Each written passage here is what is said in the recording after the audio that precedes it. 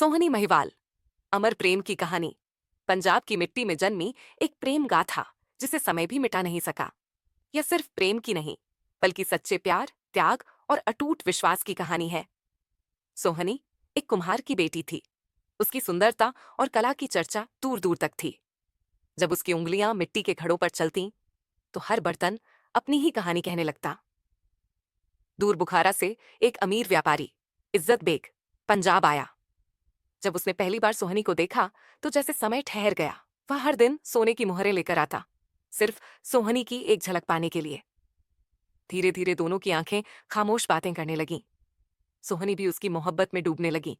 इज्जत बेग ने अपना वैभव त्याग दिया और यहीं बसने का फैसला कर लिया। उसने अपनी पहचान छोड़ दी और कुम्हार के घर भैंसें चराने लगा।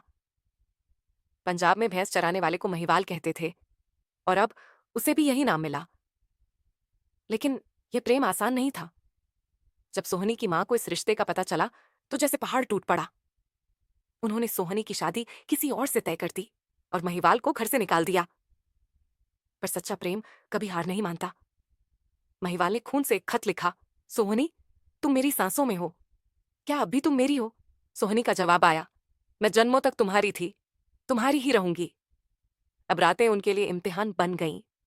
जब सारी दुनिया सो जाती, सोहनी नदी के उस पार महिवाल से मिलने जाती। लेकिन जब महिवाल बीमार पड़ा तो उसने आना बंद कर दिया। अब सोहनी खुद नदी पार करके जाने लगी।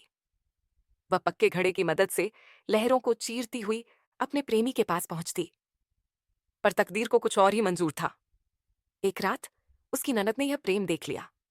जलन और नफरत में उसने सोहनी के पक्के घड़े की जगह एक कच्चा घड़ा रख दिया। सोहनी, जो प्रेम की बेचैनी में थी, बिना देखे वही घड़ा उठाकर नदी में उतर गई। जैसे ही उसने नदी पार करने की कोशिश की, घड़ा डगमगाने लगा।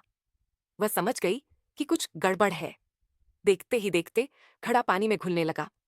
सोहनी ने खुद को बचाने की बहुत कोशिश की, लेकिन लहरें उसे अपनी बाहों में समेटने लगीं। उसने चीखकर पुकारा, महिवाल, महिवाल! जो अपनी झोंपड़ी में बेसुध पड़ा था, उसकी आवाज सुनते ही भागा। जब उसने सोहनी को डूबते देखा तो बिना कुछ सोचे नदी में कूद पड़ा। वह तैरकर उसकी ओर बढ़ा, लेकिन नियति को यह मिलन मंजूर नहीं था। सोहनी की हथेलियां उसकी उंगलियों तक पहुंची, लेकिन अगले ही पल लहरों ने उन्हें अलग कर दिया। तभी एक चमत्कार हुआ। नदी की लहरें शांत हो गईं। महिवाल ने अपनी पूरी ताकत लगाई और सोहनी को थाम लिया। दोनों एक दूसरे को पकड़कर किनारे की ओर बढ़ने लगे। जब वे किनारे पहुंचे तो सुबह की पहली किरणें उनके चेहरे पर पड़ रही थीं। जब यह खबर गांव पहुंची तो लोगों की आंखें खुल गईं।